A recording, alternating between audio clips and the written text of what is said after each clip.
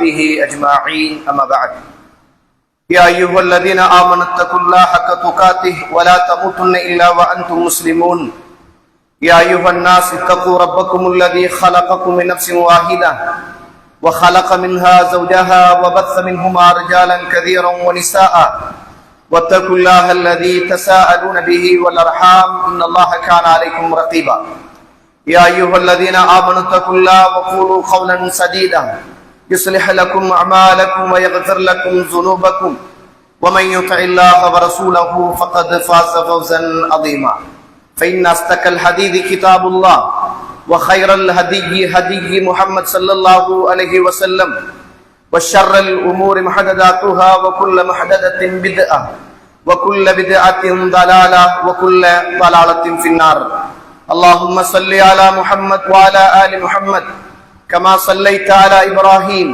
وعلى آل إبراهيم إنك حميد مجيد எல்லாம் வல்ல அல்லாஹ்வுடைய திருநாமம் போற்றி ஆரம்பம் செய்கின்றேன்.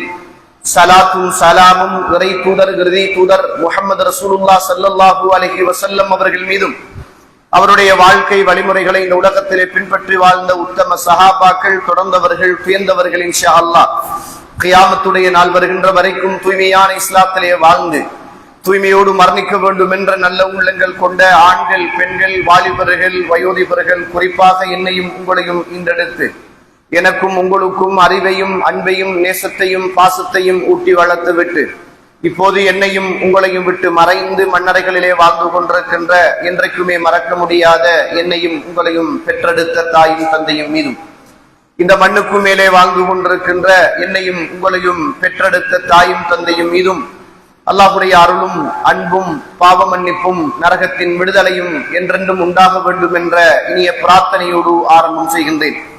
கண்ணியத்துக்கும் பெருமதிப்புக்கும் உரிய இஸ்லாமிய சகோதரர்களே, வாலிபர்களே, அல்லாஹ்வுடைய நல்லடியார்களே, நானும் நீங்களும் தனிமை, கூட்டம், குடும்பம் எதுவாக இருந்தாலும் என்னையும் உங்களையும் படைத்து என்னுடைய உள்ளத்திலும் உங்களுடைய உள்ளத்திலும் மறைத்து வைத்திருக்கிற அத்துணையையும் மறைந்து கொண்டு அவதானித்துக் கொண்டு கேட்டுக்கொண்டு பார்த்து கொண்டிருக்கின்ற அந்த படைத்து ரப்புல் ஆலமீன் எல்லா சந்தர்ப்பத்திலும் என்னை பார்த்து கொண்டிருக்கிறான். நான் பேசுவதை கேட்டுக் கொண்டிருக்கிறான். என்னுடைய உள்ளத்தில் ஊசலாடுவதையும் அவன் அறிகிறான் என்ற இறையச்ச உணர்வோடு நடந்து கொள்ளுமாறு முதலில் அடியனுக்கும் அடுத்ததாக தாங்களுக்கும் இறை தூதர் இந்த மானிட சமூகத்துக்கு ஒவ்வொரு சொற்பொழிவின் போதும் யாபகமுட்டிய இறையச்சத்தை எனக்கும் உங்களுக்கும் யாபகமுட்டியவனாய் ஆரம்பம் செய்கின்றேன். கண்ணியத்துக்குரிய இஸ்லாமிய உறவுகளே, அல்லாஹ்வுடைய நல்லடியார்களே, அல்லாஹு தாலா இந்த உலகத்தில் மனித சமூகத்தை அல்லாஹு தாலா படைத்தான். மனிதனை அல்லாஹு தாலா படைக்கவில்லை. ஆரம்பமாக அல்லாஹு தாலா இந்த உலகத்தில் மனிதனையே அல்லாஹ் படைக்கவில்லை. இந்த உலகத்திலே அல்லாஹு தாலா மனிதனை அனுப்புவதற்கு முதலே அல்லாஹு தாலா சுவர்க்கத்தில் தான் முதலாவது மனிதராகிய ஆதம் அலைஹி ஸலாத்து வஸ்ஸலாம் அன்னவர்களை அல்லாஹு தாலா படைத்தான் என்பது நாம் அறிந்த விடயம். அதற்கு பிறகுதான் சுவர்க்கத்தில் இருந்துதான் இந்த உலகத்துக்கு ஆதம் அலைஹிஸ்ஸலாத்து வஸ்ஸலாம் அவர்கள் அனுப்பப்பட்டார்கள் என்பதும் நாம் தெரிந்த விடயம். சுவர்க்கத்தில் இருக்கிற போதே அல்லாஹு தஆலா அவருக்கு என்று ஒரு துணையை ஏற்படுத்தினான். அதுதான் நாம் சொல்லுகிற நமதுடைய தாய் ஹவ்வா அலைஹிஸ்ஸலாத்து வஸ்ஸலாம் என்றும் நமக்கு தெரியும். அந்த சுவர்க்கத்தில் வைத்து அல்லாஹு தஆலா ஒருவருக்கு ஒருவர் தேவையையும் அன்பையும் இரக்கத்தையும் அல்லாஹு தஆலா உருவாக்கி விட்டான். அதற்கு பிறகுதான் அல்லாஹு தஆலா இந்த மனித சமூகத்தை இந்த உலகத்திலே விரிவாக்கம் செய்வதற்காக இந்த உலகத்தில் அல்லாஹு தஆலா ஆதம் அலைஹிஸ்ஸலாத்து வஸ்ஸலாம் அவர்களையும் ஹவ்வா அலைஹிஸ்ஸலாத்து வஸ்ஸலாம் அவர்களையும் அல்லாஹு தஆலா அனுப்புகிறான். முதலாவது மனிதர் ஆதம் அலைஹிஸ்ஸலாத்து வஸ்ஸலாம். முதலாவது மனிதர் ஆதம் அலைஹிஸ்ஸலாத்து வஸ்ஸலாம் இந்த உலகத்தில் அனுப்பப்படுகிற போது ஒரு பொறுப்புதாரியாகத்தான் இந்த மண்ணுக்கு மேலே அனுப்பப்பட்டார் என்ற செய்தியை குர்ஆனிலும் சுன்னாவிலும் நானும் நீங்களும் காண கிடைக்கிறது. அவர் மாத்திரம் உண்டு திண்டு உடுத்து அவர் மாத்திரம் இந்த உலகத்தில் வாழ்ந்து மரணிப்பதற்காக அல்லாஹு தஆலா அவரை அனுப்பவில்லை என்பதையும் குர்ஆனிலும் சுன்னாவிலும் நாம் புரிந்து கொள்ளுகிறோம். அவர் என்று இந்த மண்ணுக்கு மேல் அனுப்பப்பட்டாரோ அன்றையிலிருந்து பல பொறுப்புகளோடு இந்த மண்ணுக்கு மேலே அவர் வாழ்ந்தார். அவருடைய பல பொறுப்புகளை அவர் நிறைவேற்றினார். அவர் பிள்ளைகளுக்கு தந்தையாக ஒரு பொறுப்பை செய்தார். இறைவனுடைய ஒரு நபியாக இருந்து தன்னுடைய பொறுப்பை செய்தார். ஒரு மனைவிக்கு கணவனாக இருந்து ஒரு பொறுப்பை செய்தார். அன்று வாழ்ந்த மக்களுக்கெல்லாம் ஒரு தலைவராக தன்னுடைய பொறுப்பை செய்தார். அன்று நடந்த பாவத்துக்கு எதிரான குரல் கொடுக்குகிற ஒரு சீர்திருத்தவாதியாக இருந்து தன்னுடைய பொறுப்பை செய்தார். இந்த உலகத்தில் ஆதம் அலைஹிஸ்ஸலாம் இந்த மண்ணுக்கு மேலே வந்து ஒரு பொறுப்பு உள்ள ஒரு மனிதராகவும் ஒரு இறை தூதராகவும் வாழ்ந்துதான் மரணித்திருக்கிறார் என்பது நாம் அறிந்த வரலாறு. அதனாலதான் இன்றைய குத்துபாவுடைய தலைப்பு குல்லுக்கும் ராஇன் வ குல்லுக்கும் மஸ்ஊல். நீங்கள் ஒவ்வொருவரும் பொறுப்புதாரிகள். அந்த பொறுப்புகளை பற்றி நாள மறுமையில் நீங்கள் விசாரிக்கப்பட இருக்கிறீர்கள். இந்த உலக வாழ்க்கை என்பது வீணானது அல்ல, வேடிக்கையானது அல்ல. ரசூலுல்லாஹ் ஸல்லல்லாஹு அலைஹி வஸல்லம் அவர்கள் இந்த ஹதீஸை புகாரியிலே சொல்லுகிற போது 2409வது செய்தியாக ரசூலுல்லாஹ் ஸல்லல்லாஹு அலைஹி வஸல்லம் அவர்கள் சொல்லக்கூடிய இந்த செய்தியை இமாம் புகாரி ரஹிமஹுல்லாஹ் அவர்கள் பதிவு செய்கிறார்கள். இந்த உலகத்தில் வாழுகிற ஒட்டுமொத்த மனிதனுடைய பொறுப்புகளையும் கடமைகளையும் ஆணுடைய, பெண்ணுடைய, குடிமகனுடைய, ஆட்சியாளனுடைய அத்துணை விடயங்களையும் படம் பிடித்து காட்டுகிற ஒரு உன்னதமான ஒரு ஹதீஸ் தான் குல்லுக்கும் ராஇன் வ குல்லுக்கும் மஸ்ஊல் அன் ரஅய்யத்திஹ். நீங்கள் ஒவ்வொருவரும் மேய்ப்பாளர்கள், பொறுப்பாளர்கள். நிச்சயமாக அந்த பொறுப்புகளை பற்றி நாள மறுமையில் நீங்கள் விசாரிக்கப்பட இருக்கிறீர்கள் என்பதை மறந்துவிடக் கூடாது. நாம் பொறுப்பு என்று சொல்லுகிற வருகிற போது அல்லது தலைமைத்துவம் என்று சொல்லுகிற வருகிற போது நாம் என்ன நம்முடைய யோசனைகள் வரும் தெரியுமா? இந்த ஊரிலே உள்ள பள்ளி நிர்வாகம், இந்த ஊரிலே உள்ள அரசியல்வாதிகள், இந்த ஊரிலே உள்ள சீர்திருத்தவாதிகள், இந்த ஊரிலே உள்ள பாடசாலையுடைய அதிபர்கள், ஆசிரியர்கள், வைத்தியர்கள், இவர்கள் எல்லாம் நாள மறுமையில் அல்லாஹ்விடத்தில் தப்ப முடியாது. அவருடைய பொறுப்புகளை எல்லாம் சரியாக சொல்லியாக வேண்டும். நல்ல காலம் நாம் அந்த பொறுப்பில் இல்லை என்று நம்மளை நாம் ஆறுதல் படுத்திக் கொள்ளுகிற ஒரு இடத்தில் தான் அல்லாஹ் அருள் செய்தவர்களை தவிர நிறைய பேர் நாம் வாழ்ந்து கொண்டிருக்கிறோம். மறந்துவிடக் கூடாது. ரசூலுல்லாஹ் சொன்ன ஹதீஸை பாருங்கள். குல்லுக்கும் ராஇன் வ குல்லுக்கும் மஸ்ஊல் அன் ரஅய்யத்தி. நீங்கள் ஒவ்வொருவரும் மேய்ப்பாளர்கள். இந்த உலகத்தில் பிறந்த ஒவ்வொரு ஆண்மகனும் பெண்மகனும் தந்தையாக இருப்பவன், தாயாக இருப்பவள், பிள்ளையாக இருப்பவன், ஆசிரியராக இருப்பவர், ஆட்சியாளராக இருப்பவர், நிர்வாகியாக இருப்பவர், ஒரு பாடசாலையின் பொறுப்புதாரியாக இருக்குகிற அதிபர், ஒரு வைத்திய சாலையிலே வேலை செய்கின்ற தாதியர், ஒரு வைத்திய சாலைக்கு பொறுப்பாக இருக்கிற வைத்தியர், இந்த உலகத்திலே உள்ள அத்துணை பேரும் நாள மறுமையில் தான் இந்த பூமிக்கு மேலே சுமந்து கொண்ட அத்துணை பொறுப்புகளை பற்றியும் விசாரணையை நிச்சயமாக அவர் சொல்லியாக வேண்டும் என்பதை நானும் நீங்களும் மறந்துவிடக் கூடாது. அல்லாஹு தஆலா அல் குர்ஆன் சூரத்து ஸாரியாத் 56வது வசனத்திலே இறைவன் என்னையும் உங்களையும் பார்த்து இப்படி சொல்லுகிறான். வமா ஹலகுத்துல் ஜின்ன வல் இன்ஸ இல்லா லியஅபுதூன். மனிதர்களையும் ஜின்களையும் என்னை வணங்குவதற்காகவே அன்றி நான் படைக்கவில்லை அப்படி என்று சொல்கிறான். இந்த உலகத்தில் வணக்கம் என்பது தொழுகை மாத்திரமல்ல, நோன்பு மாத்திரமல்ல, சதக்காக்களும் ஜகாத்துக்களும் மாத்திரமல்ல, ஹஜ்ஜுகளும் உம்ராக்களும் மாத்திரமல்ல. இந்த உலகத்தில் ஒரு மனிதன் மனிதனாக பிறந்ததிலிருந்து அவனுக்கு என்ன என்ன பொறுப்புகள் எல்லாம் இருக்கிறதோ அந்த பொறுப்புகளை நிறைவேற்றுவதும் அதுவும் இபாதத் என்பதை மறந்துவிடக் கூடாது. ஒரு கணவன் ஒரு மனைவிக்கு பொறுப்புதாரி, ஒரு மனைவி ஒரு வீட்டுக்கும் பிள்ளைகளுக்கும் பொறுப்புதாரி, ஒரு தொழிலாளி அந்த தன்னுடைய தொழிலுக்கு பொறுப்பாளி, ஒரு முதலாளி தனக்கு கீழே வேலை செய்கிற அத்துணை பேருக்கும் பொறுப்பாளி. இது சாதாரண விடயம் அல்ல, இது ஒரு வணக்கம், இது ஒரு இபாதத். நாள மறுமையில் நாம் தொழுது நோன்பு பிடித்து ஹஜ் செய்து ஜகாத்து கொடுத்து சதக்காக்கள் கொடுத்து நிறைய நன்மைகளோடு போகிற போது நமக்கு வழங்கப்பட்ட தலையின் மீது சுமத்தப்பட்ட அல்லது நாம தேடிக்கொண்ட அல்லது நாம் இந்த மண்ணுக்கு மேலே பிறந்த போது நமக்கு தானாக வந்து ஒட்டிக்கொண்ட இந்த பொறுப்புகளை எல்லாம் அல்லாஹ்விடத்திலே சரியாக தீர்ப்பு சொல்லுகிற அந்த நாளையில் நானும் நீங்களும் சரியாக அல்லாஹ்விடத்தில் ஒப்படைக்கவில்லை என்றால் இந்த தொழுகைகளும் நோன்புகளும் ஜகாத்துக்களும் சதக்காக்களும் நிச்சயமாக என்னையும் உங்களையும் காக்க போவது இல்லை என்பதையும் நானும் நீங்களும் மறந்துவிடக் கூடாது. பொறுப்புகள் என்பது என்னோடு சம்பந்தப்பட்டது மாத்திரமல்ல, நான் ஒருவருக்கு பொறுப்பு என்றால் அது இன்னொருவரோடு சம்பந்தப்பட்டது என்பதை அழகாக எனக்கும் உங்களுக்கும் ஒரு அழகான ஒரு செய்தி எனக்கும் உங்களுக்கும் பாடம் நடத்துகிறது. நீங்க பாருங்க, ரசூலுல்லாஹ் ஸல்லல்லாஹு அலைஹி வஸல்லம் அவர்கள் சொல்லக்கூடிய ஒரு அழகான ஒரு செய்தி.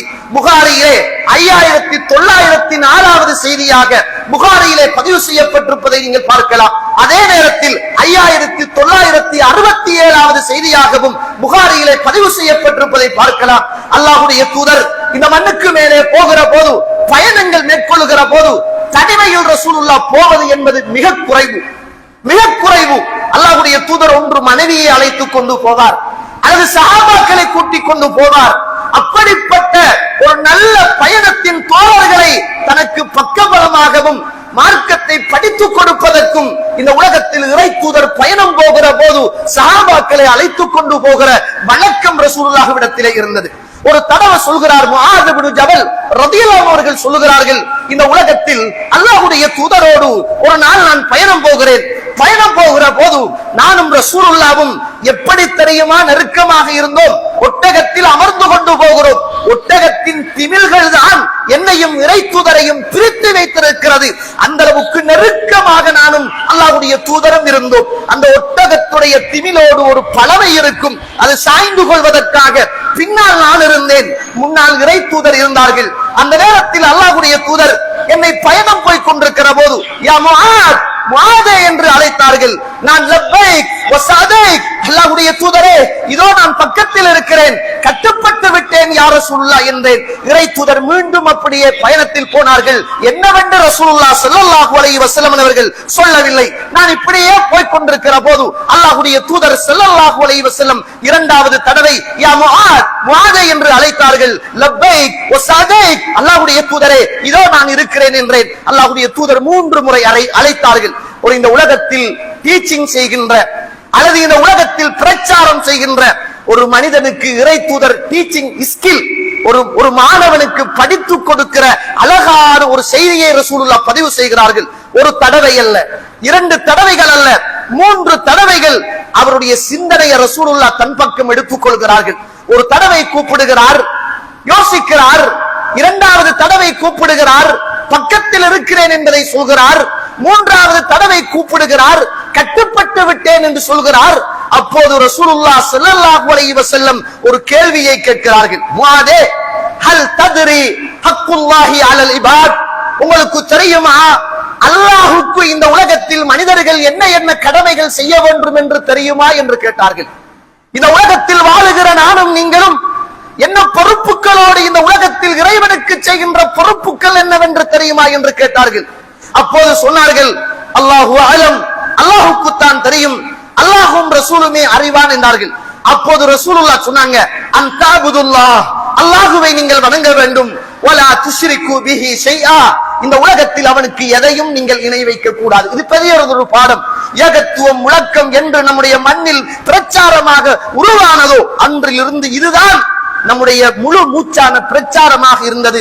நாம் இறைவனுக்கு செய்கின்ற பொறுப்பு, அவன் நம்மளை படைத்திருக்க உணவு தர, உடை தர, பாதுகாப்பு தர, இந்த உலகத்தில் அத்துணை விவகாரங்களையும் அவன் நமக்கு தந்து கொண்டிருக்கிற போது அவன் அல்லாத அவுலியாக்கள், கபறுகள், கந்தூரிகள், கட்டங்கள், இப்படிப்பட்ட இணை வைப்புகளில் இந்த உலகத்தில் ஒவ்வொரு மனிதனும் ஆணும் பெண்ணும் இறைவனுக்கு நிகரான காரியத்தில் ஈடுபடாமல் இருப்பது மனித சமூகத்தின் கடமை. 2வது கேட்கிறார்கள், அல்லாஹ் இந்த உலகத்தில் வாழுகிற அடியார்களுக்கு ஒரு கடமை இருக்கிறது, என்ன என்று தெரியுமா என்று கேட்டார்கள். அப்போது சொன்னார்கள், அல்லாஹு வ ரசூலுஹு அலம், அல்லாஹும் ரசூலும் தான் அறிவான் என்றார்கள். அப்போது ரசூலுல்லாஹ் சொன்னார்கள், யாரெல்லாம் இந்த உலகத்தில் அல்லாஹுக்கு கட்டுப்பட்டு அவனை தொழுது வணங்கி இந்த மண்ணுக்கு மேலே நல்ல மனிதர்களாக வாழுகிறார்களோ, அவனுக்கு செய்கின்ற பொறுப்புகளையும் கடமைகளையும் சரியாக நிறைவேற்றுகிறார்களோ, அவர்களை அல்லாஹ் இந்த மண்ணுக்கு மேலே தண்டிக்காமல் இருப்பது என்பது அல்லாஹ் தனக்கு எடுத்துக்கொண்ட பொறுப்பு என்றார்கள் ரசூலுல்லாஹ் ஸல்லல்லாஹு அலைஹி வஸல்லம். சாதாரண விடயம் அல்ல தோழர்களே. ஒரு தடவை ரசூலுல்லாஹ் ஸல்லல்லாஹு அலைஹி வஸல்லம் இருக்கிறார்கள். அந்த நேரத்தில் ஒரு நபித்தோழர் வருகிறார், அப்துல்லாஹ் இப்னு அம்ர் இப்னு ஆஸ் அவர்கள் வருகிறார்கள். ரசூலுல்லாஹ் ஸல்லல்லாஹு அலைஹி வஸல்லம் சொல்லக்கூடிய செய்தி புகாரியிலே 5199வது செய்தியாக புகாரியிலே பதிவு செய்யப்பட்ட செய்தி. அந்த நேரத்திலே ரசூலுல்லாஹி ஸல்லல்லாஹு அலைஹி வஸல்லம் இடத்துல அப்துல்லாஹ் இப்னு அம்ர் இப்னு ஆஸ் அவர்களை பற்றி அடிக்கடி புகார் வந்து கொண்டிருக்கிறது. எப்ப பார்த்தாலும் தொழுகிறார், எப்ப பார்த்தாலும் நோன்பு பிடிக்கிறார், எப்ப பார்த்தாலும் இபாதத்தோட இருக்கிறார், அப்படி என்றே புகார் வருகிறது. உடனே ரசூலுல்லாஹ் ஸல்லல்லாஹு அலைஹி வஸல்லம் அவர்கள் அவர்களுடைய புகார் என்ன? எப்ப பார்த்தாலும் சுஜூது, எப்ப பார்த்தாலும் நோன்பு, எப்ப பார்த்தாலும் இபாதத்து. நம்ம எப்பயாவது இபாதத்து, எப்பயாவது தொழுகை, எப்பயாவது நோன்பு, எப்பயாவது வணக்க வழிபாடு நம்முடைய வாழ்க்கை. அவர்களுடைய வணக்க வழிபாடுகள் எப்பயும் வணக்கம், நம்மட எப்பயாவது ஒருக்கா வணக்கம். அந்த நேரத்தில் ரசூலுல்லாஹ் அப்துர் ரஹ்மானை பார்த்து அழைக்கிறார்கள். யா அப்துர் ரஹ்மான், அப்துர் ரஹ்மானே, அலம் உக்பர், உங்களுக்கு நான் சொல்லவில்லையா, உங்களுக்கு நான் கட்டளை விடவில்லையா, இப்படி தொழாதீர்கள், இப்படி நோன்பு பிடிக்காதீர்கள், தொடர்ந்து இப்படி தொழுகையிலே இருப்பதும் தொடர்ந்து நோன்பு பிடிப்பதும் இது நல்லது அல்ல, குறைத்துக் கொள்ள வேண்டும் என்று நான் சொல்லவில்லையா என்று கேட்ட அந்த நேரத்தில் உடனே அப்துர் ரஹ்மான் சொன்னார், ஆமா யா ரசூலுல்லாஹ், சொன்னீர்கள் தான். ரசூலுல்லாஹி ஸல்லல்லாஹு அலைஹி வஸல்லம் சொன்னாங்க, நீங்க இந்த உலகத்தில் வாழுகிற போது கொஞ்ச நேரம் நீங்க தூங்குங்க, கொஞ்ச நேரம் எழும்புங்க, கொஞ்ச நேரம் நின்று வணங்குங்க, கொஞ்ச நேரம் ஓய்விடுங்க. உங்களுக்கு தெரியுமா, இன்ன அலைக்க ஹக்கன், உங்களுக்கு என்று சில உரிமைகளும் பொறுப்புகளும் இருக்கிறது. உங்களோட உடம்புக்கு செய்ய வேண்டிய உரிமையும் கடமையும் பொறுப்பும் இருக்கிறது. உங்களோட மனைவிக்கு செய்ய வேண்டிய உரிமையும் கடமையும் பொறுப்பும் இருக்கிறது. அதை மறந்துவிடக் கூடாது என்று அல்லாஹ்வுடைய தூதர் இந்த மண்ணுக்கு மேலே இபாதத்துக்களோடு, இறைவனோடு, வணக்க வழிபாடுகளோடு தன்னை இணைத்துக் கொண்டு 100% இறைவனுக்காக வாழ்ந்த மனித சமூகத்தை பார்த்து இப்படியெல்லாம் இபாதத்து செய்யக்கூடாது என்று, இது தவிர மனைவிக்கும் பிள்ளைகளுக்கும் உடம்புக்கும் ஊருக்கும் சமூகத்துக்கும் தேசத்துக்கும் உங்களுக்கும் உங்களோட கண்ணுக்கும் செய்கின்ற பொறுப்புகள் இருக்கிறது, மறந்துவிடக் கூடாது என்ற செய்தியை, இபாதத்தை தாண்டிய ஒரு பாடத்தை இறை தூதர் கற்றுக் கொடுப்பதை பார்க்கிறோம். நாம் அல்லாஹுக்காக இந்த மண்ணுக்கு மேலே பொறுப்புகள் சரியாக நிறைவேற்றினால் இறைவன் நம்முடைய பொறுப்புகளை ஏராளம் தாராளம் நமக்கு நிறைவேற்றி தருவான் என்பதில் எள்ளில் முனையளவு கூட சந்தேகம் கிடையாது.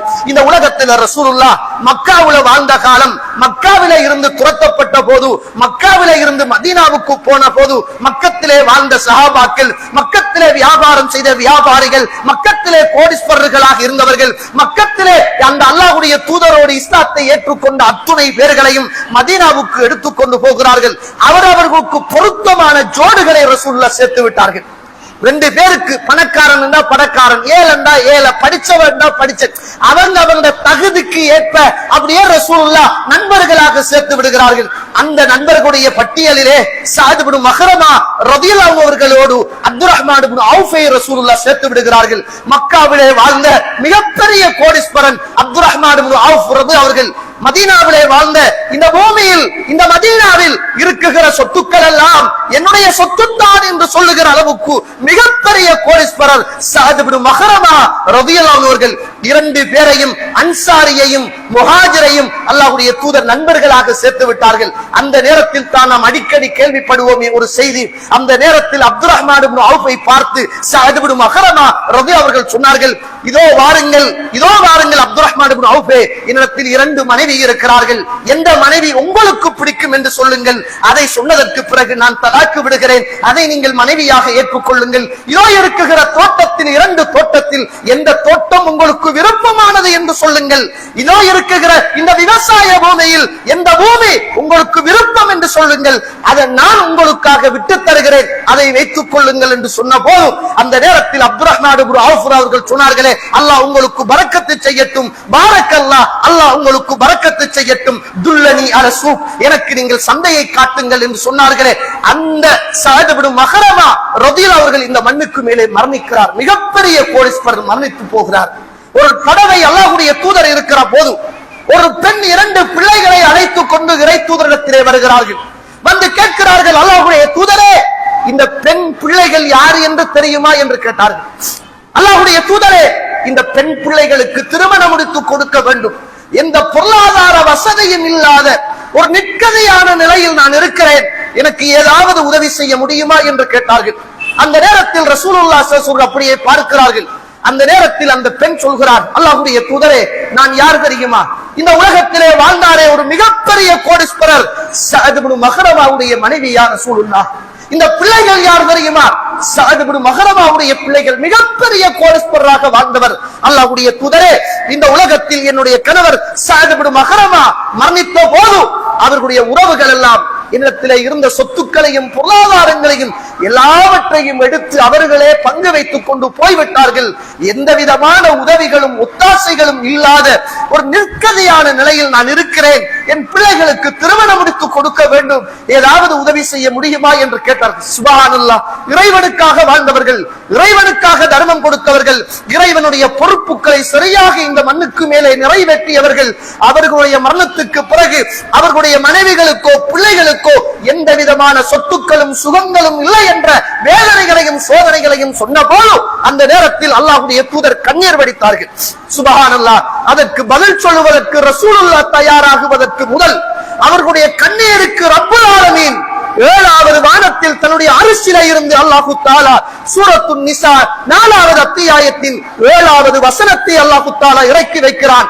லிர்ரிஜாலி நஸீபுன், அல்லாஹு தஆலா இந்த உலகத்திலே யாரெல்லாம் சொத்துக்களோடு மரணித்து போகிறார்களோ அவர்களுக்கு எப்படி எப்படி பங்குகள் போக வேண்டும் என்ற செய்தியை அல்லாஹு தஆலா அவனுடைய பொறுப்பை சரியாக நிறைவேற்றினான். அவர்கள் அவனுடைய பொறுப்பை சரியாக நிறைவேற்றினார்கள் என்பதை அல் குர்ஆனில் நானும் நீங்களும் பார்க்கிறோம். கண்ணியத்திற்குரிய இஸ்லாமிய உறவுகளே, பொறுப்பு என்பது சாதாரணமானது அல்ல. ஒவ்வொரு ஆசிரியரும், ஒவ்வொரு மாணவனும், ஒவ்வொரு தாயும், ஒவ்வொரு தந்தையும், ஒவ்வொரு தாதியரும், ஒவ்வொரு வைத்தியரும், ஒவ்வொரு பாடசாலையுடைய பொறுப்பதிகாரியும் புரிந்து கொள்ள வேண்டும். நீங்கள் செய்கின்ற பணி என்பது அல்லாஹ் இந்த மண்ணுக்கு மேலே உங்களை சிறப்பித்து வைத்திருக்கிறார். இந்த மண்ணுக்கு மேலே அல்லாஹ் உங்களை சிறப்பித்து வைத்திருக்கிறான்.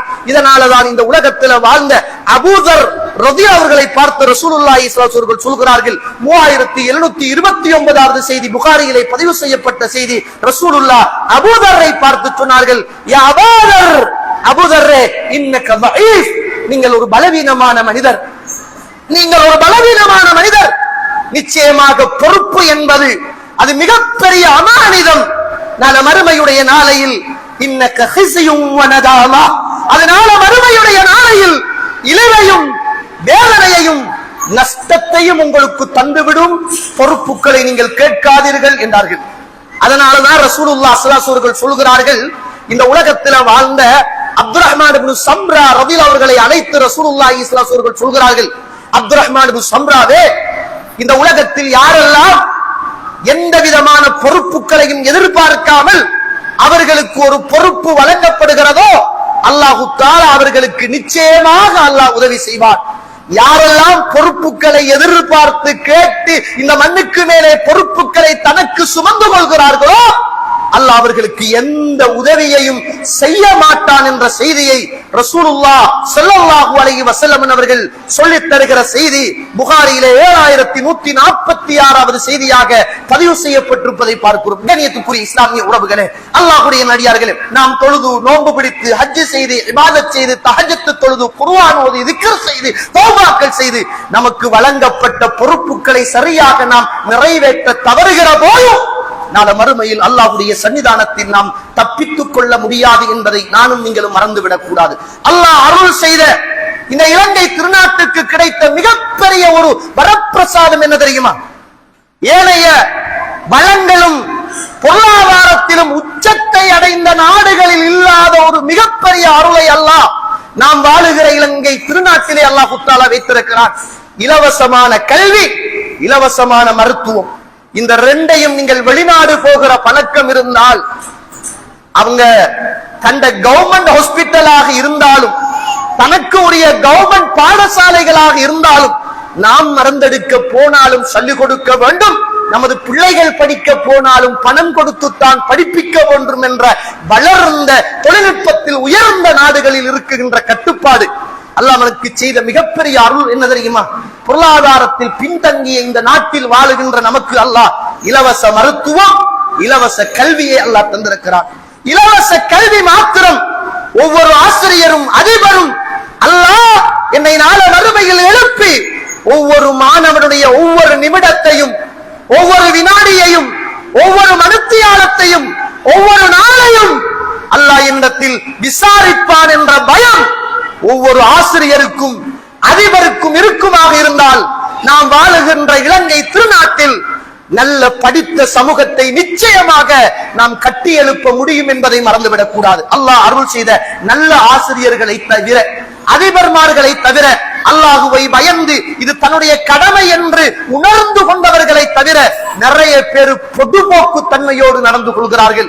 பொய்யான சிக்னேச்சர், பாடத்துக்கு வந்தாலே இருந்து கொண்டு அரட்டை அடிப்பது, ஆசிரியர்களும் சேர்ந்து கூத்தடிப்பது, பிள்ளைகளுடைய பாடத்தில் கவனம் இல்லாமல் இருப்பது, அந்த அரசாங்கம் கொடுக்குகிற ஊதியத்தை எடுத்து உலகத்தில் இன்பமாக வாழ்வது, தனக்கு கொடுத்த பொறுப்புகளில் அசாண்டை செய்வது, நாள மறுமையில் ஒவ்வொரு ஆசிரியர்களும் அதிபர்களும் அல்லாஹ்வுடைய சன்னிதானத்தில் நிச்சயம் பதில் சொல்ல வேண்டும் என்பதை மறந்துவிடக் கூடாது. வைத்திய சாலையிலே வேலை செய்கின்ற ஒவ்வொரு வைத்தியரும் கடமை உணர்வோடும் நான் செய்கின்ற சேவை வைத்திய தொழில் என்று சொல்றல்ல, ஆசிரியர் தொழில் என்று சொல்றல்ல, ஆசிரியர் சேவை என்றுதான் சொல்லுவார்கள், வைத்திய சேவை என்றுதான் சொல்லுவார்கள். அது கிடைத்த மிகப்பெரிய அருள் தெரியுமா உங்களுக்கு? அதை இஹ்லாஸோடு நல்லெண்ணத்தோடு இறைவன் எனக்கு ஒரு பொறுப்பையும் அறிவையும் தந்திருக்கிறான், இந்த இலங்கை திருநாட்டில் வாழுகின்ற நோயாளிகளையும் மாணவர்களையும் அவர்களை ஆரோக்கியமாக அறிவாளிகளாக மாற்றுகிற மிகப்பெரிய பொறுப்பை இறைவன் எனக்கு தந்திருக்கிறான் என்ற பய உணர்வோடு இந்த இரண்டு சாராரும் நடந்து கொள்வார்களாக இருந்தால், ரசூலுல்லாஹ் ஸல்லல்லாஹு அலைஹி வஸல்லம் அவர்கள் சொன்னார்கள், புகாரியிலே 3736வது செய்தியாக புகாரியிலே பதிவு செய்யப்பட்ட செய்தி, அல்லாஹு தஆலா மறுமையிலே அவன் அவர்களுக்கு என்று விசேடமான வலது பக்கத்தை கொடுத்து அவர்களை அல்லாஹ் ஒளியினால் அலங்கரிப்பான். இந்த உலகத்தில் பொறுப்புகளை சரியாக நிறைவேற்றியவர்களை என்ற செய்தியை ரசூலுல்லாஹ் ஸல்லல்லாஹு அலைஹி வஸல்லம் சொல்லித் தருவதை பார்க்கிறோம். எனவே கண்ணியத்துக்குரிய இஸ்லாமிய உறவுகளே, ஆசிரியர்கள், அதிபர்கள், மாணவர்கள், மாணவிகள், பெண்கள், ஆண்கள், கணவன், தாய், தந்தை, பிள்ளைகள் ஒவ்வொருவரும் மேய்ப்பாளர்கள்.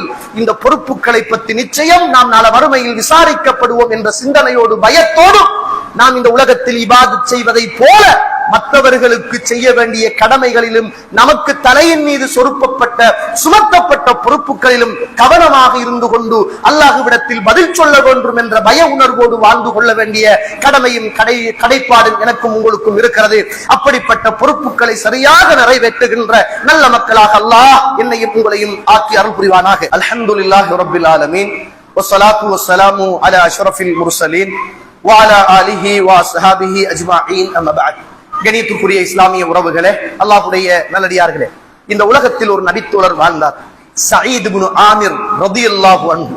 அந்த வரலாறு இருக்கிறதே, இந்த உலகத்தில் வாழுகிற ஒவ்வொரு குடிமகனுக்கும், ஒவ்வொரு ஆட்சியாளனுக்கும், ஒவ்வொரு அரசியல்வாதிக்கும் இந்த உலகத்தில் சமர்ப்பணமாக மிக பிரதானமான ஒரு வரலாறு என்பதை மறந்துவிடக் கூடாது. சியரு அலாமின் நுபுவா என்று சொல்லுகின்ற வரலாற்று செய்திகளிலும், தத்ஹீபுல் கமால் என்று சொல்லுகின்ற நிறைய கிதாபுகளில் சஹீஹான வரலாற்று செய்தியாக பதிவு செய்யப்பட்டிருப்பதை நானும் நீங்களும் பார்க்க கிடைக்கிறது. கண்ணியத்துக்குரிய இஸ்லாமிய உறவுகளே, இந்த சயீத் இப்னு ஆமிர் என்று சொல்லுகின்ற இந்த நபித்தோழரை உமர் ரலியல்லாஹு அன்ஹு அவர்கள் ஹிம்ஸ் பிரதேசத்துக்கு ஒரு கவர்னராக நியமிக்கிறார்கள், பொறுப்புதாரியாக நியமிக்கிறார்கள். அந்த சமூகத்துடைய ஆட்சி அதிகாரம் எல்லாவற்றையும் கவனித்துக் கொள்ளுகிற ஒரு பொறுப்பு கவர்னராக நியமிக்கிறார்கள். இந்த நேரத்தில் ஹிம்ஸ் பிரதேசத்தில இருந்து அப்படியே ஒரு பயண கூட்டம் வருகிறது. வார வழியில ஹலீஃபாவை சந்தித்து போகலாம் அப்படி என்று உமர் அவர்களிடத்திலே வருகிறார்கள். அந்த நேரத்தில் உமர் அவர்கள் விசாரணை செய்கிறார்கள். நான் என்னால் நியமிக்கப்பட்ட சயீத் இப்னு ஆமிர் எப்படி உங்களோடு நடந்து கொள்கிறார், அவருடைய பொறுப்புகளையும் கடமைகளையும் எப்படி செய்கிறார் என்று கேட்கிறார்கள். சுப்ஹானல்லாஹ், மக்கள் சொல்லுகிறார்கள், அவர் நல்லவர், வல்லவர், ரொம்பவும் நேர்மையாக நீதியாக எங்களோடு நடந்து கொள்ளுகிற ஒரு நல்ல மனிதரை எங்களுக்கு ஆட்சியாளராக நீங்கள் தந்திருக்கிறீர்கள் என்றார்கள். உமர் அவர்கள் ஒரு பேப்பரை கொடுத்து, இதிலே உங்களுடைய ஊர்களிலே உள்ள மிக பிரதானமான ஏழைகளுடைய பெயர்களை எனக்கு எழுதித்தாருங்கள் என்றார்கள். சுப்ஹானல்லாஹ், வந்தவர்கள் அந்த பேப்பரிலே, அந்த துண்டிலே பெயர்களை எழுதுகிறார்கள். முதலாவது பெயராக சயீத் இப்னு ஆமிர் ரலியல்லாஹு பெயரை எழுதுகிறார்கள். உமர் அவர்கள் வாங்கி பார்க்கிறார்கள், இது யார்? இது சயீத் இப்னு ஆமிர், என்னால் கவர்னராக நியமிக்கப்பட்ட சயீத் இப்னு ஆமிரா என்று கேட்டார்கள். ஆமா ஹலீஃபா அவர்களே, அதே நபர்தான், எங்களில் மிக வறுமை கோட்டுக்கு கீழே வாழுகின்ற ஒரு கவர்னர் என்றார்கள். மாலை மாலையாக கண்ணீர் வடித்தார்கள். உமர் அவர்கள் 1000 தங்க காசு திருகங்களை எடுத்தார்கள். அந்த தீனார்களையும் திருகங்களையும் எடுத்து அப்படியே சீல் பண்ணி ஒரு பொட்டணமாக கட்டி வந்தவர்களிடத்திலே சொன்னார்கள், இதை கொண்டு போய் சயீத் இப்னு ஆமிரிடத்திலே கொடுத்து விடுவீர்கள் என்றார்கள். சுப்ஹானல்லாஹ், பயணக்குழு வருகிறது, கவர்னரை சந்திக்கிறார்கள். அந்த பார்சலை தூக்கி கொடுக்கிறார்கள். இது என்ன இது அப்படி என்று கவர்னர் சயீத் இப்னு ஆமிர் கேட்கிறார். அந்த நேரத்தில் வந்தவர்கள் சொல்கிறார்கள், இது உமர் ஹலீஃபா உங்களுக்கு ஒப்படைக்குமாறு சொன்னார். வாங்கின உடனே 1000 திர்ஹம் தங்கக்காசு தோழர்களே கையில் வாங்கினவுடன் அவருடைய சத்தம் என்ன தெரியுமா? இன்னா லில்லாஹி வ இன்னா இலைஹி ராஜிஊன். நாம் மரணித்த தகவலை கேட்டால் என்ன வார்த்தை சொல்லுவோமோ அதே வார்த்தையை சொல்கிறார். சுப்ஹானல்லாஹ். உள்ளுக்கு இருந்த மனைவி கேட்கிறார், என்ன ஹலீஃபா உமர் மரணித்து விட்டார்களா என்று கேட்கிறார்கள். இல்லை, அதை விடவும் மிகப்பெரிய ஒரு சோதனை என்னுடைய வீட்டுக்குள் இருக்கிறது, நீங்கள் உதவி செய்வீர்களா என்று கேட்டார்கள். உங்களுக்கு நிச்சயம் நான் உதவி செய்வேன், என்ன செய்ய வேண்டும்? மனைவி கேட்கிறார், எனக்கு 1000 திர்ஹம் தங்கக்காசு வந்திருக்கிறது, அதை நான் என்னுடைய வீட்டில் வைத்துக் கொள்ள கூடாது, ஏழைகளுக்கும் எளியவர்களுக்கும் அதை தர்மமாக கொடுக்க வேண்டும், நீங்கள் எனக்கு உதவி செய்வீர்களா என்று கேட்டார்கள். ஆமா என்று பங்கு வைத்தார்கள். சுப்ஹானல்லாஹ். பயண கூட்டம் எல்லாம் போனதற்கு பிறகு திரும்ப விசாரணைக்காக வேண்டி ஒரு கூட்டம் வருகிறது. சுருக்கமாக சொல்கிறேன். உமர் அவர்களிடத்தில் 4 குற்றச்சாட்டுக்களை வைக்கிறார்கள். உமர் அவர்களே ரலியல்லாஹு அன்ஹு, எங்களுக்கு நியமிக்கப்பட்ட பொறுப்புதாரியாக இருக்குகின்ற இந்த கவர்னர் சயீத் இப்னு ஆமிர் 4 விஷயத்தில் எங்களுக்கு திருப்தி கிடையாது. ஒன்று, அவர் காலை நேரத்தில் வேலைக்கு வருகிற போது எப்போதும் தாமதமாகவே வருகிறார். இரண்டாவது, அவர் எப்ப பார்த்தாலும் மாதத்தில் ஒரு தடவை அவர் வருவதே கிடையாது. மூன்றாவது, அவர் சில நேரங்களில் திடீர் என்று மயக்கம் விட்டு விழுகிறார். சில நேரங்களில் இரவு நேரங்களில். நாலாவது, போய் நாம் அவருடைய வீட்டு வாசலை தட்டினால் அவர் கதவுகளை திறந்து கொள்வது கிடையாது. இந்த 4 குற்றச்சாட்டும் இந்த பொறுப்புதாரியின் மீது இருக்கிறது என்று மக்கள் புகார் செய்தார்கள். சுப்ஹானல்லாஹ். அந்த நேரத்தில் உமர் அவர்கள் விசாரணை செய்கிறார்கள். சொல்லுங்கள் அப்படியே, என்ன காரணம்? 4 குற்றச்சாட்டுக்கு பதில் சொல்லுங்கள் சயீத் இப்னு ஆமிரே என்றார்கள். சொல்லவே வேண்டுமா என்று கேட்டார். சொல்லியாக வேண்டும் என்று உமர் ரலியல்லாஹு அவர்கள் நிர்பந்தித்தார்கள். கண் கலங்கியவராக சயீத் இப்னு ஆமிர், ஒரு சமூகத்துடைய மிகப்பெரிய பொறுப்புதாரி கவர்னர் எழும்புகிறார். அந்த நேரத்திலே சொல்கிறார், நிச்சயமாக நான் ஒவ்வொரு நாளும் தாமதமாகி வருகிறேன் இந்த சமூக பணிக்காக. காரணம் என்ன தெரியுமா ஹலீஃபா அவர்களே? என்னுடைய வீட்டில் எந்த வேலைக்காரர்களும் கிடையாது. எனது மனைவிக்கும் பிள்ளைகளுக்கும் நானே வேலைகள் செய்ய வேண்டி இருக்கிறது. நானே ரொட்டிக்கு மாப்பிணைந்து அந்த மக்கள் எல்லாம் புளிக்கிற வரைக்கும் காத்திருந்து அதை நானே சுட்டு நானும் என் பிள்ளைகளும் மனைவிகளும் உண்டு விட்டு வருகிற போதும் வேலைக்கு வருவது தாமதமாகிறது. என்னுடைய வீட்டில் எந்த வேலைக்காரரும் கிடையாது என்றார்கள். கண்ணியத்துக்குரிய இஸ்லாமிய உறவுகளே, நாம் சாப்பிடுறதுக்கு 10 நிமிஷம் போகும் என்றால் நாம் 1 hour 2 hours செலவழிக்கிறோம். அன்றைக்கு ஆட்சியாளராக இருந்து தன்னுடைய வீட்டில் வேலைக்காரர் இல்லாமல் அத்துணை வேலைகளையும் முடித்துக் கொண்டு வந்த அந்த மிகச்சிறந்த நபித்தோழருடைய பொறுப்பு வாய்ந்த பதில். இரண்டாவதாக கேட்கிறார்கள், நீங்கள் ஏன் இரவு நேரத்தில் நீங்கள் யாரும் கதவை தட்டினால் திறப்பது கிடையாது? சொல்லியாக வேண்டுமா கலீஃபா அவர்களே? சொல்லியாக வேண்டும் என்று நிர்பந்திக்கிறார்கள். சொன்னார்கள், பகல் முழுக்க இந்த சமூகத்துக்கான பொறுப்புகளை நான் நிறைவேற்றுகிறேன். இந்த சமூகத்தின் பணிகளை தலை மீது சுமந்து கொண்டு நான் செல்கிறேன். கலீஃபா அவர்களே, இரவில் நான் யாருக்கும் பதில் சொல்லுவது கிடையாது.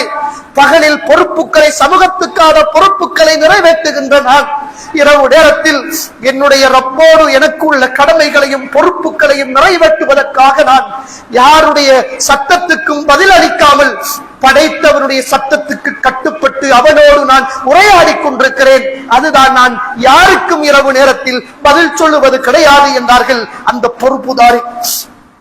மூன்றாவதாக, அடிக்கடி நீங்கள் மயக்கம் விட்டு விழுகிறீர்கள் ஏன் என்று கேட்டார்கள். சொன்னார்கள், சயீத் இப்னு ஆமிர், இந்த உலகத்தில் ஒரு நபித்தோழர் வாழ்ந்தார். ஹுபைப் அவர்கள் அவர்களை காபிர்கள் பிடித்து கொள்ளுகிற போது தூக்கு மேடைக்கு கொண்டு போனார்கள். அந்த நேரத்தில் ஒரு வார்த்தை பேசினார். நான் இளைஞராக நின்றேன்.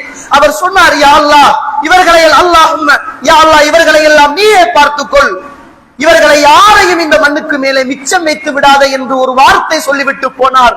அந்த நேரத்தில் நானும் அங்குள்ள மனிதர்களில் ஒரு மனிதனாக நின்றேன். அதை நினைக்கிற போது அவருக்கு எந்த உதவியும் அந்த நாளையில் என்னால் செய்ய முடியவில்லை. அல்லாஹ் நாள மறுமையில் என்னிடத்திலும் அல்லாஹ் எழுப்பி விசாரிப்பானா என்ற பயம் வருகிற போது நான் மயங்கி விழுகிறேன் என்றார்கள். சரி, நீங்கள் ஒரு மாதத்தில் ஏன் வேலைக்கு வருவது கிடையாது என்று கேட்டார்கள். சொன்னார்கள், மிகப்பெரிய கவர்னர், ஆட்சியாளர் கலீஃபா அவர்களே, என்னிடத்தில் இருக்குகின்ற ஒரே ஒரு ஆடை இது மாத்திரம்தான். இந்த ஆடையை நான் ஒரு நாளையில் கழுகி போட்டால் அது காய்வதற்கு தாமதமாகிவிடும். வேறு உடுப்பதற்கு எந்த ஆடைகளும் என்னிடத்திலே கிடையாது. அதனால இந்த ஆடைகளோடு மாத்திரம்தான் நான் இருக்கிறேன். அது காய்கிற வரைக்கும் வராமல் ஒரு நாளையில், மாதத்தில் ஒரு நாளையில் நான் இந்த உடுப்புகளை துவைத்துக் கொள்வதற்காக நான் விடுமுறை எடுக்கிறேன் என்றார்கள்.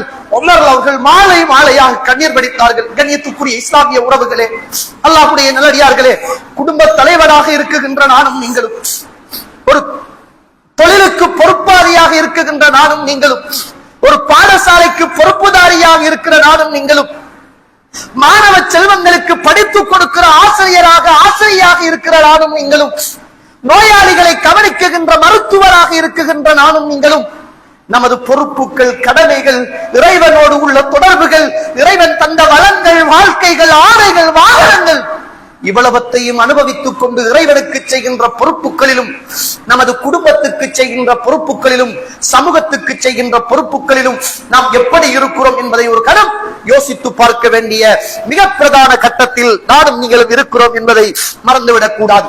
கண்ணியத்துக்குரியவர்களை, இறுதியாக ஒரு செய்தியை சொல்லி நான் நிறைவு செய்கிறேன். அல்ஹம்துலில்லாஹ், இந்த மாஞ்சோலை கிராமத்தில் இன்று மிக பிரமாண்டமான ஒரு தர்பியா நிகழ்ச்சி நடைபெறுவதற்காக தயார் செய்யப்பட்டிருக்கிறது. அதற்காக உங்கள்கிட்ட சில ஆட்கள்கிட்ட உதவிகள் கேட்டிருப்பாங்க. உங்களால முடிந்த உதவியை அல்லாஹுக்காக கொடுங்க. உங்களால 100 ரூபாய் முடியுமா 100 ரூபாய் கொடுங்க. 50 ரூபாய் முடியுமா 50 ரூபாய் கொடுங்க. 500 ரூபாய் முடியுமா 500 ரூபாய் கொடுங்க. 1000 ரூபாய் முடியுமா 1000 ரூபாய் கொடுங்க. எவ்வளவு முடியுமோ அவ்வளவு கொடுங்க. நீங்களும் இந்த தஅவா பணியின் பங்குதாரர்களாக செலவழிச்சு பாருங்க. அல்லாஹ்வுக்காக அல்லாஹ் தஆலா கொட்டுவாங்க. உலர்களே, அந்த நம்பிக்கை இல்லை, அல்லாஹ் கொட்டுவார். அதனால இந்த உறவுகள் கஷ்டப்பட்டு சிரமப்பட்டு இங்கு வாரவர்களுக்கான தேநீர் ஏற்பாடுகள் எல்லாம் செய்கிறார்கள். உங்களால முடிந்த உறவுகளை, நிர்வாகிகளை கண்டு அல்லாஹுக்காக வேண்டி தாராளம் ஏராளமாக செய்யுங்க. இப்படியான தஅவா நிகழ்ச்சிகளை செய்வதற்கு நீங்களும் உறுதுணையாக இருப்பதோடு, இன்று மகரிபு தொழுகையினை தொடர்ந்து 2 நிகழ்ச்சிகள் ஏற்பாடு செய்யப்பட்டிருக்கிறது. கண்டிப்பாக நீங்கள் உங்களுடைய ஆண் பிள்ளைகளோடு கண்டிப்பாக வர வேண்டும். காரணம், இன்றைய இளைஞர் சமூகத்துக்கான தலை சிறந்த தலைப்புகளும் போடப்பட்டிருக்கிறது. அசருக்கு பிறகு 4:45 இருந்து 5:30 மணி வரைக்கும் உங்களுடைய அன்பு குழந்தைகள், பெண் பிள்ளைகள், மனைவிமார்கள், தாய்மார்களுக்கான ஒரு நல்ல நிகழ்ச்சி ஏற்பாடு செய்யப்பட்டிருக்கிறது. வெளியூர்ல இருந்து அழைத்து வரப்பட்ட அழைப்பாளர்கள் இருக்கிறார்கள். அவர்களையும் கொண்டு வந்து இந்த தஅவா பணியிலே நீங்களும் ஒரு பங்குதாரர்களாக கலந்து கொள்வதோடு உங்களுடைய குடும்பத்தின் பொறுப்புகளையும் நீங்கள் சரியாக நிறைவேற்ற வேண்டும். அல்லாஹ் தஆலா அல் குர்ஆன் சூரத்து தஹ்ரீம் 6வது வசனம், யா அய்யுஹல்லதீன ஆமனூ கூ அன்ஃபுஸக்கும் வ அஹ்லீக்கும் நாரா, நீங்களும் உங்கள் குடும்பத்தாரும் நரக நெருப்பிலே இருந்து பாதுகாத்துக் கொள்ளுங்கள். நான் மட்டும் தொழுது நோன்பு பிடித்து போதாது, என் பிள்ளை, மனைவி, அத்துணை பேருக்கும் இந்த மார்க்கத்தை கொடுக்க வேண்டிய தார்மீக பொறுப்பு இருக்கிறது என்பதை உள்ளத்தில் ஆழமாக பதிவு செய்து கொள்ளுங்கள். அதே போல இன்ஷா அல்லாஹ் நாளைய தினம் எமது ஏகத்துவவாதிகள் ஒன்று சேர்ந்து மிகப்பெரிய ஒரு இரத்த தான முகாமை என்ன செய்திருக்கிறார்கள், ஏற்பாடு செய்திருக்கிறார்கள். ரசூலுல்லாஹ் அல் குர்ஆன் சொல்கிறது, யார் ஒருவர் ஒரு மனிதனுடைய உயிரை பாதுகாக்கிறாரோ, காக்கிறாரோ, அவர் ஒட்டுமொத்த சமூகத்தின் உயிரையும் பாதுகாத்தவர் போல் ஆவார். உங்களால முடிந்த அளவுக்கு உங்களுக்கு தெரியாத உறவுகளை அழைத்து கொண்டு போய், யாரோ ஒரு நோயாளியாக, யாரோ ஒரு கஷ்டமாக, யாருக்கோ ரத்தம் தேவைப்படுகிற ஒரு நிலைமையில் இருப்பார்கள். நம்முடைய உதிரத்தை கொஞ்சம் கொடுப்போம். அல்லாஹ் தஆலா நமக்கு ஆரோக்கியத்தை தருவான். அது நல்லதும் கூட. மருத்துவத்தில் இந்த பணிகளில் நீங்களும் பங்குதாரர்களாக ஆக வேண்டும். வாஹர் தஅவானா அல்ஹம்துலில்லாஹி.